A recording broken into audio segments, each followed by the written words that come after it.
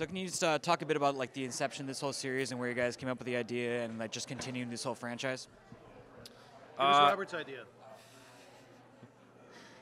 We just, we originally actually pitched a movie, which we've done a lot of times, and maybe we're just not that good at pitching movies, because somehow it evolved into a TV show again. I mean, there was still a lot of strength to the brand and the franchise, and both the studio and the network wanted Stargate on the air, and I think it was just the challenge was to find a way to shake things up and do things differently, so it didn't feel like we were just putting another Stargate out there, something that we had done before.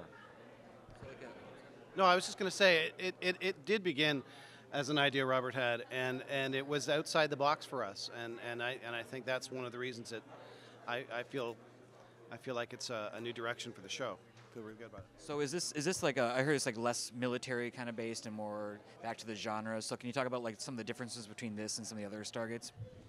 Yeah, I mean, well, actually, I'd like to sort of start by talking about the similarities. One of the things that we loved about Stargate was the fact that it's us. It's taking place in a contemporary world, and I think that one of the things that had happened to the franchise over the years was that contemporary people like you and I couldn't really identify with some of those characters because they were these perfect military people or super scientists with geniuses who could solve everything all the time. And so we really wanted to bring a more contemporary guy gets beamed out of his house, could have been your next door neighbor, ends up on a spaceship, what happens? Maybe that brings a broader audience to the show. Maybe people say, hey, I could see myself in that situation. And also, it's not just our leads. The whole every denizen of that ship was either a cook or wow, something wild going on out there.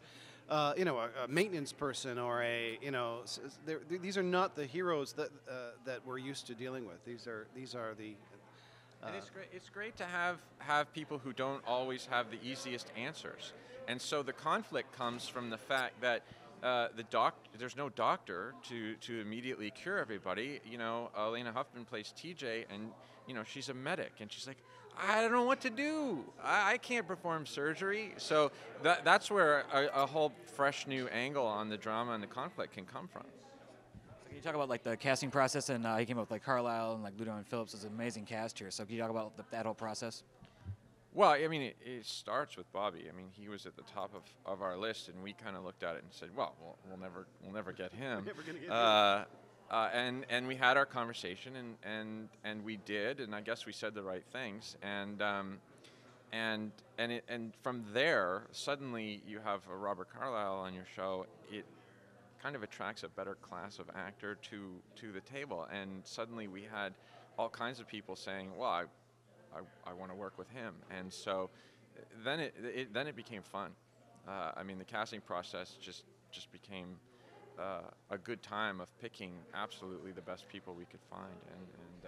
So finally, this is a brand new network, brand new SyFy network, and this is a brand new Stargate. So like, I think this is a totally a right fit for this new show and this new network. You know what? I think that the rebranding of SyFy and the relaunching of SGU at the same time, I think it's a perfect fit. I think that we're both doing the same thing at the same time. They're rebranding their network, and we're rebranding our franchise, and I think it's a perfect fit. Yeah, I mean, it's exciting that they are putting all this money into promoting their network at the same time that we're launching our show, so we can only be happy about that.